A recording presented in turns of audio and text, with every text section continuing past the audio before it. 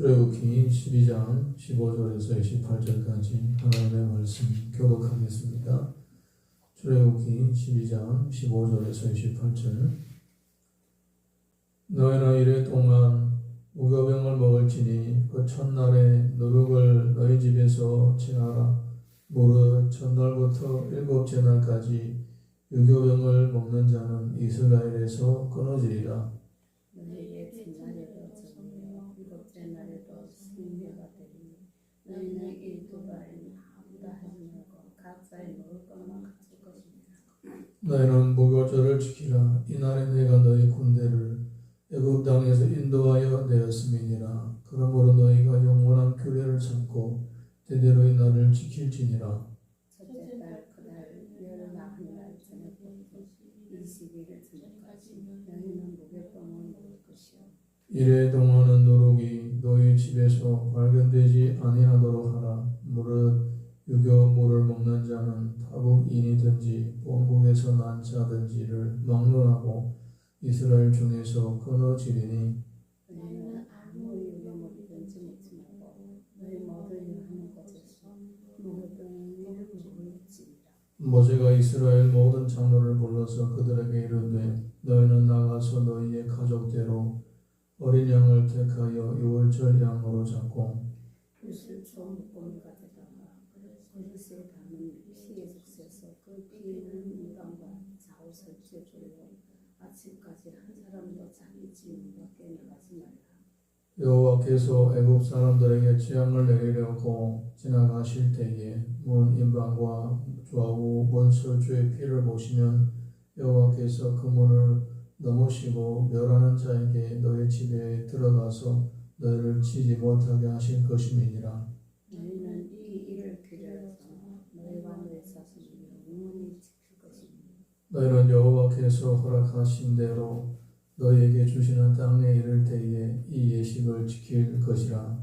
이후에 너희의 자녀가 묻기를 이 예식이 무슨 뜻이냐 하거든. 너희는 이르기를 이는 여호와의 유월절 제사라.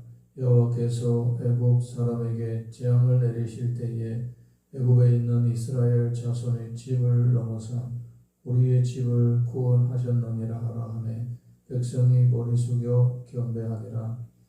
이스라엘 자손이 물러나서 그대로 행하되 여호와께서 모세와 아론에게 명령하신 대로 행하니라. 아멘.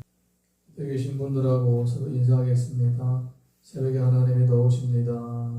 새벽에 하나님이 더우십니다. 새벽에 하나님이 더우십니다. 추석이 지난 지 얼마 되지 않습니다. 또 이제 좀 지나면 몇 달 지나면 또 양력설, 음력설 이렇게 설날이 또 다가오게 됩니다.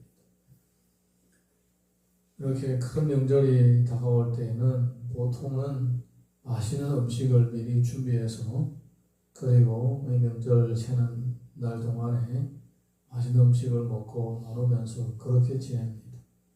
일하는 사람들도 휴가를 하고 편히 쉬면서 놀면서 먹으면서 그렇게 즐깁니다. 보통 명절 한번 세고 나면 체중이 보통 2-3kg씩 다 불치고 놀고 한번 잘 먹어서. 근데 이제 우리 성경을 보니까 성경에서 나오는 이 명절 유월절, 이 이스라엘 백성들 1년이 시작할 때에 세는 이 명절하고 우리가 세고 있는 명절은 약간 다릅니다. 어디서 다르냐면 이 사람들은 무교절이라고 합니다. 그러니까 일주일 동안 명절을 세는데 첫날은 유월절입니다. 첫날은 양을 잡아서 먹고 양의 피를 문 인방과 문 설주에다 바르고 그 다음에 이 일주일 내내 이제 명절을 세는데 무슨 명절이냐? 무교절이라고 하는 거예요. 일주일. 첫날에는 유월절. 그 다음에 쭉 이어가는 이 7일 동안은 전체를 무교절이라고 하는 거예요. 무교절은 왜 무교절이냐? 그 당시에 사람들이 주로 먹는 이 주식은 빵이었습니다. 빵. 육식은 자주 하지 않죠. 빵인데, 이 빵을 여러분이 가로 음식을 해봐서 다 아시겠지만은, 우리가 지금 먹는 이 빵, 피자라든가, 햄버거라든가, 빵집에서 만드는 각종 케이크라든가, 입에 넣으면 쉽게 참 부드럽습니다. 심지어 어떤 거는 입에다 넣으면 저절로 살살살 녹습니다. 그런데 그 왜 그렇게 부드럽고 맛있느냐? 그 빵에 효모가 들어가죠. 효모. 그러니까 이제 그거를 생가루를 막 만들어서 하는 게 아니라 생가루에다가 이 뭐 효모를 넣어가지고 부풀게 만드는 거예요. 부풀게. 원래는 밀가루가 요만한데 이거 부풀어가지고 이만큼 커지는 거예요. 근데 그거를 이제 빵이라든가 뭐 떡이라든가 만들어서 찌게 되면 더 커지죠. 그래서 이게 푹신푹신하고 부드러운 거예요. 맨가루, 생가루로 떡을 만들면 어떠한가? 가루가 한 줌이면 떡도 한 줌인 거예요. 원래 그대로 크기예요. 먹기에 어떻을까? 뭐 맛있을까? 맛이 없을까? 맛이 없습니다. 절대로 맛이 없습니다. 우리 어릴 때에 처음에 어머니가 밀가루 음식을 배우실 때에 가끔 있다가 해가지고 이 쉼이 덜 들어간, 누룩이 덜 들어간 이런 그 빵을 만들 때 보게 되면 딱딱합니다. 씹으면 이에 치아에 떡떡 붓기까지 합니다. 아주 잘 익지도 않고 그래요. 근데 이제 우리 성경을 보니까 이 6월절 첫날부터 쭉 7일 동안 무슨 떡을 먹느냐? 무교병을 먹는 거예요. 그러니까 발효되지 않는 생가루로 만든 이 떡을 먹는 거예요. 우리가 생각하고 있는 생가루 음식은 국수밖에 없어요. 국수를 만들어서 그냥 물에다 삶아 먹는데, 근데 이스라엘 백성들은 그렇게 할 수 없는 거예요. 왜냐하면 이 6월절 그날부터는 시작해가지고 이제 길을 걸어야 되기 때문에 쭉 길을 걸어서 애굽으로 나아가야 되기 때문에 애굽에서 나아가야 되기 때문에 어디 가서 물을 넣고 뭐 끓여 먹고 이럴 수도 없어요. 그리고 나중에 광야에 들어가게 되면 더더욱 그렇습니다. 어디 물 구할 때가 어려운 거예요. 그래서 삶아 먹는다는 것은 상상할 수가 없는 거예요. 그래서 이 사람들의 명절이 어떠하냐? 명절 첫날에 양고기를 이제 실컷 먹고 그 다음에 일주일 내내 그냥 생가루로 만든 딱딱하고 맛도 없는 떡을 지근지근 씹으면서 껌을 씹듯이 지근지근 씹으면서 그냥 먹어야 되는 거예요. 아니 명절은 편히 쉬고 맛있게 맛있는 거 먹고 이렇게 지내야 되는 거 아닌가? 아닌 거예요. 이 사람들의 명절은 목적은 뭐냐? 명절의 목적은 뭐 몸이 피곤을 쉬는 게 아니라 하나님의 은혜를 기억하기 위하여 명절을 채는 거예요. 할렐루야. 여기에 목적이 있는 것입니다. 하나님의 구원. 몇백 년 동안 이 다른 사람이 이 땅에서 살면서 마지막에는 진짜 괴롭힘을 당해서 신앙의 자유, 삶의 자유까지 잃어버렸는데 이제 하나님의 은혜로 이날에 6월절 날에 하나님께서 마지막에 그 기적을 통하여서 마지막에 재앙을 통해서 애굽 사람들의 장대는 다 죽게 하고 우리는 무사하고 심지어 강아지 한 마리조차도 죽지 않는 이런 은혜 가운데서 하나님의 도우심을 받아서 애굽에서 나가게 된다는 이것을 기념하기 위해서 명절을 세는 겁니다. 우리가 세우고 있는 명절하고 다릅니다. 우리는 뭐 수천 년 동안 지내오면서 명절의 의미를 잃어버렸죠. 명절의 의미를 그래서 뭐라고 명절의 의미를 새롭게 정리를 하는가? 명절에 그냥 친척들이 같이 만나고 쉬고 맛있는 거 먹고 이렇게 지내는 것이 만나는 것이 명절의 의미로 바뀌었습니다. 성경에서 말하는 명절의 의미는 하나님의 은혜를 기억하는 거예요. 명절뿐만 아니라 주일도 마찬가지고 하나님의 은혜를 기억하면서 감사하는 마음을 다시 되새기는 그런 과정들입니다. 그래 그게 바로 여기서 나오는 이 6월절이라든가 무교절의 의미입니다. 굳이 딱딱한 음식을 먹을 필요가 없잖아요. 그런데 우리가 원래 이렇게 고생스럽게 살았다는 것이 들어있는 거예요. 하나님이 우리를 구원하지 않으시고 우리가 애굽 땅에 있었을 때 이렇게 힘들었다. 그렇지만 하나님의 구원으로 말미암아 우리가 자유를 누리고 산다. 이렇게 생각하면서 묵상하면서 이 명절을 지내는 거예요. 물론 나중에는 이 떡이고 어린 양이고 다 누구를 상징하냐면 장초 오실 예수님을 상징하는 것입니다. 예수님은 내 살을 먹는 자는 생명을 얻는다고 했습니다. 내 피를 마시는 자는 생명을 얻는다고 했습니다.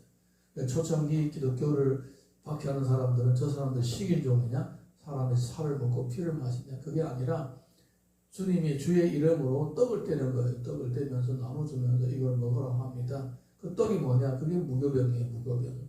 그러니까 만찬석에서 떼는 그 떡이 무교병이에요.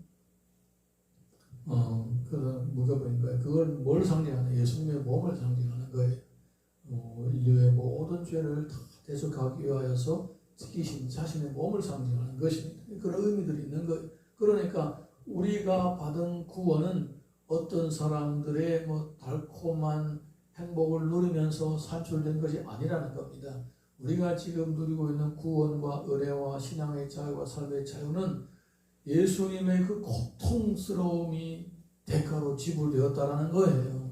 그러니까 우리가 받은 구원이 장난칠 정도, 장난치는 이런 게 아니라 정말로 신중하게 생각하게 되면서 내가 지금 얼마나 큰 은혜를 입었느냐 이것을 생각하면서 신앙생활을 해야 되는 거예요, 사실은.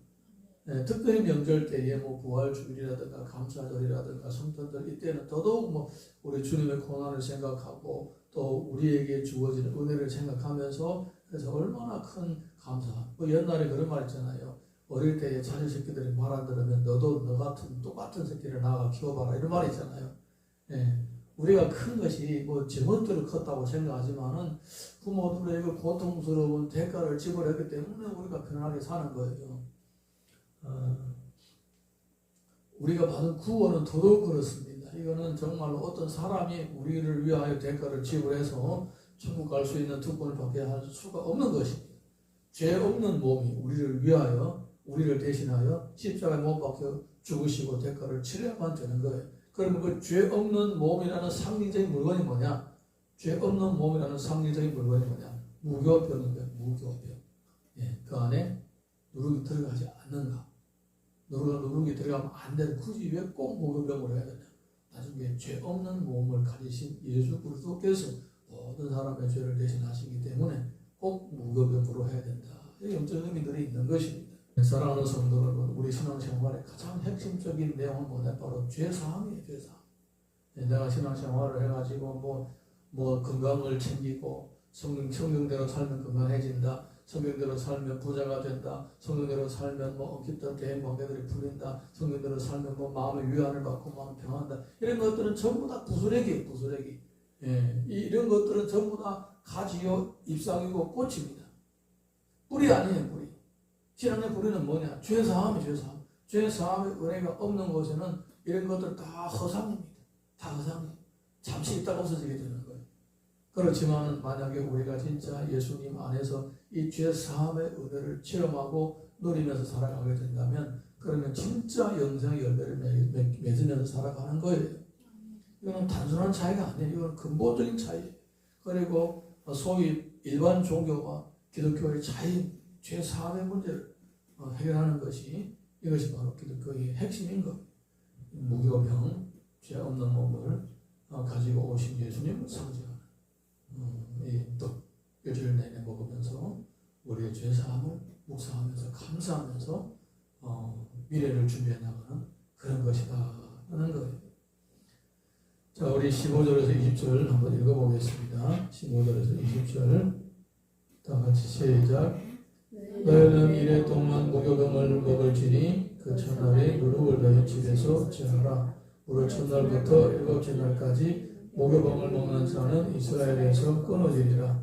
너희에게 첫날에도 성회요 일곱째 날에도 성회가 되리니 너희는 이 두 날에는 아무 일도 하지 말고 각자의 먹을 것만 갖출 것이니라.